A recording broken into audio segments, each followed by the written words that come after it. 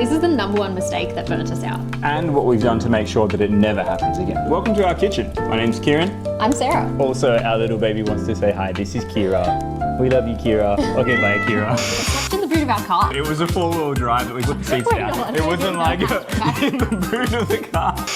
So back in 2023, which is a couple of years ago now, we got to a pretty dark place. We burnt out, and I mean like hit rock bottom. Travel has always recharged us, but we kept putting it off. There was always things to do at work. We had a whole ton of stuff happening around our house. There were things that we wanted to save for. And lo and behold, we took 5 days off in the entire year. And even that was an impulse trip because we realized about halfway through the year that we hadn't actually done any rest and we'd been going nonstop the whole year. So we literally just kept on going, all right, we'll go soon, we'll go later. Now's just not a good time, not a good time, not a good time. Probably sounds familiar, right? I'm sure there are plenty of people that can resonate with that. Well, we got to that point where it was never a good time and we just weren't going places. Little did we know that would affect us more than we thought. So by the end of that year, we realized something's got to give, and we sat down and basically went, you know what? We're going to sit down and plan out our entire year of travel, as opposed to just sitting and waiting for it to happen and kind of never planning anything in the end. So here are our top 5 tips that we've learned that helped us overcome that burnout and figure out a method that really works for us to travel the world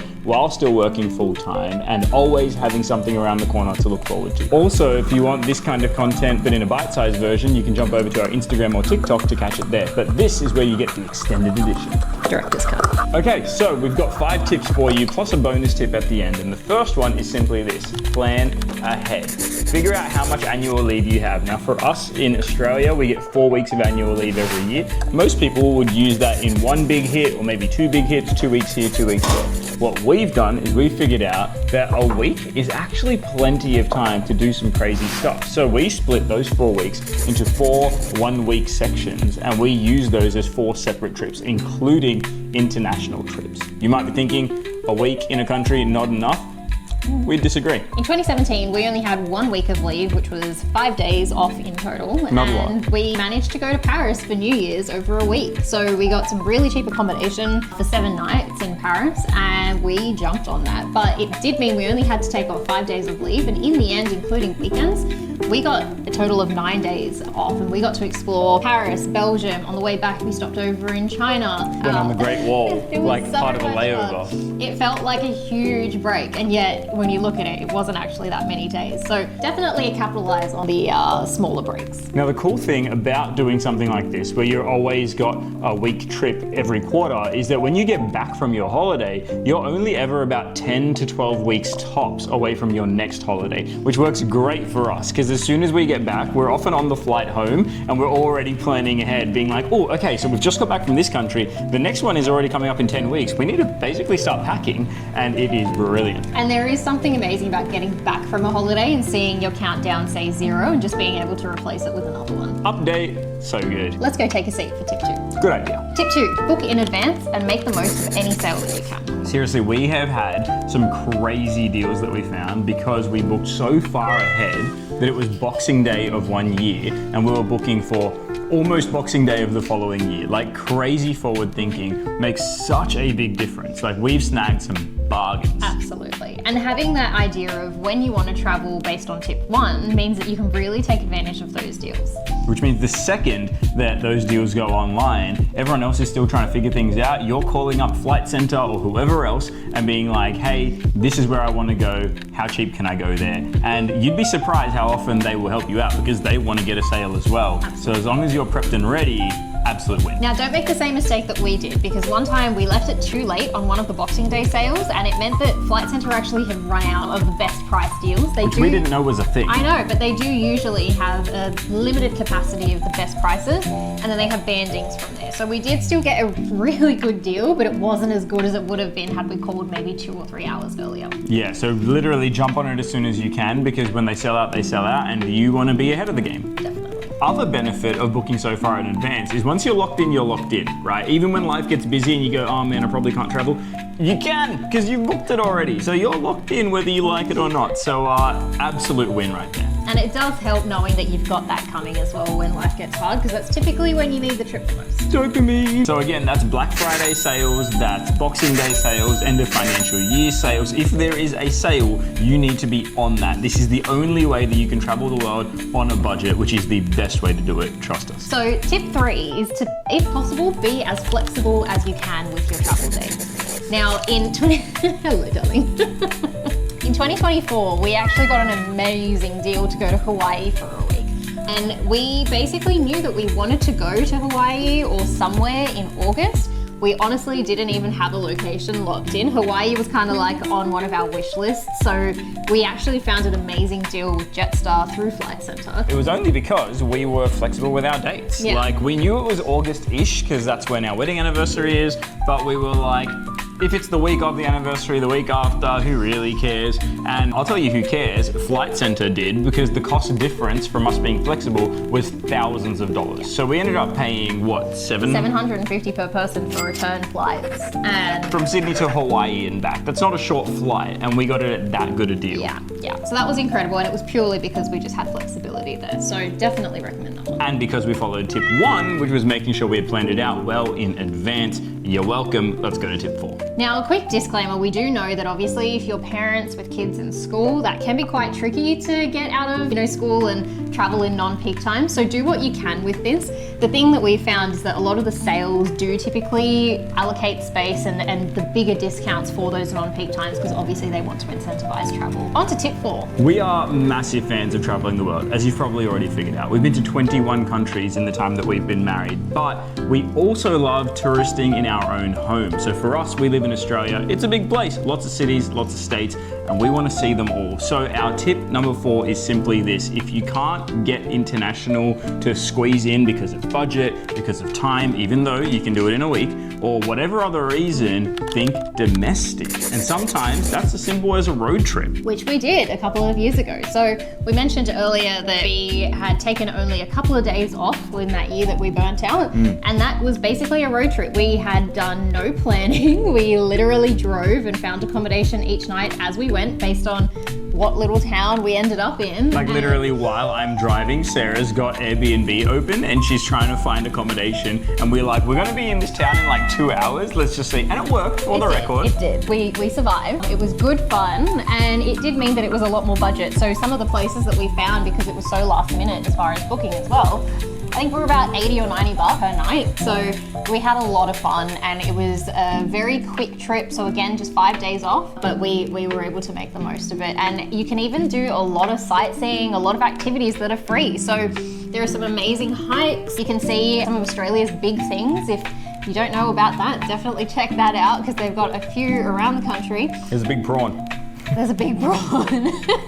It's across the road from a Bunnings. It's like in the Bunnings. As it should be. As it should be.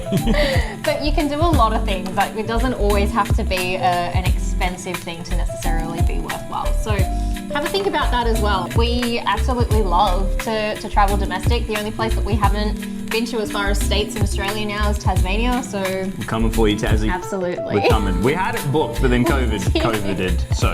We were meant to go for Christmas in 2020, and then all of it got cancelled. We're in lockdown. We're clearly over it, as you can tell. All right, on to tip number 5. So our final tip is to make the most of long weekends and even just normal weekends. You can squeeze a lot into just a couple of days, as we've mentioned before, but even just a weekend, 2 days, 2 nights away, going on a little road trip, etc., can be a lot more jam-packed than you might think. In fact, we have a perfect example. There was a time where I was working on a Sunday morning. I was working at a church at the time, and we had to have me at church for Good Friday. It was Good Friday service, so Friday morning. And then I had to be at church for Easter Sunday on Sunday morning as well. So I had work Friday morning and Sunday morning, yet the days around it were off. Most people would say, okay, I guess you can't go anywhere. We challenged that line of thinking, and we did 2 separate road trips. One where we went a couple of hours south. We went north to Newcastle for the first bit. My bearings are super good, as you can tell. Yeah, he doesn't know what way is north at all. No. It basically meant that we took 2 days and we did a quick little mini trip, made it back on time for his work the next morning, and then straight after work we didn't have any accommodation booked, but we went, let's just drive another 4 hours south And we looked up accommodation. Everything was super expensive because it was a long weekend and it had all booked out. So we slept in the boot of our car. We packed sleeping bags and pillows. For the record, it was a 4-wheel drive that we put the seats down. It wasn't like in the boot of the car. That seems dangerous. Yeah, no, don't sleep in the boot of your please. car unless it is safe to do so. Disclaimer.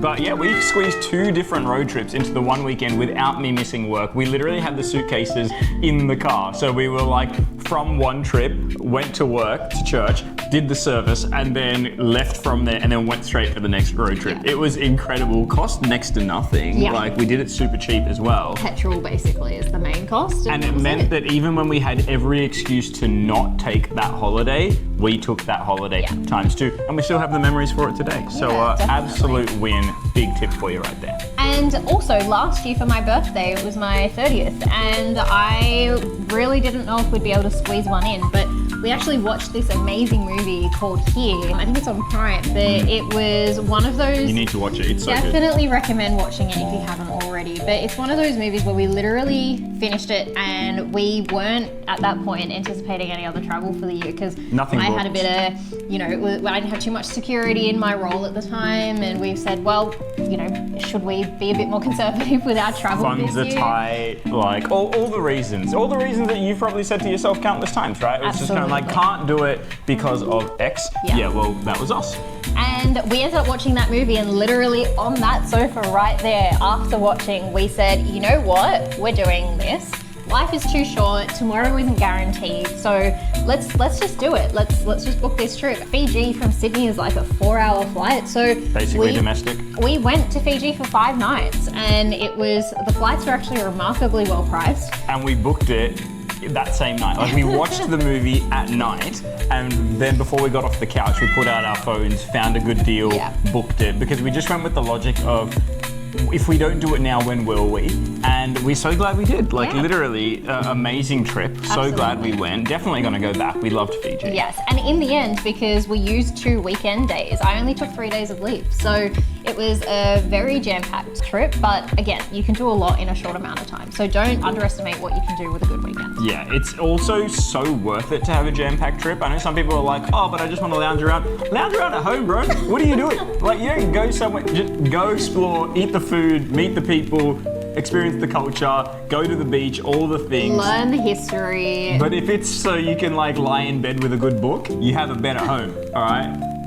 Hopefully. And so there's our tips. Also, please let us know if you actually use any of these tips. We're putting these videos out to be a helpful resource for you. So if you do find it helpful, let us know in the comments down below. Which tip did you use? How did it work out for you? I mean, you literally had an experience of a colleague who did one of these tips. Absolutely, yeah. I had a colleague use tip 1, which was basically map out annual leave and use even just those short 1-week stints. 1 week.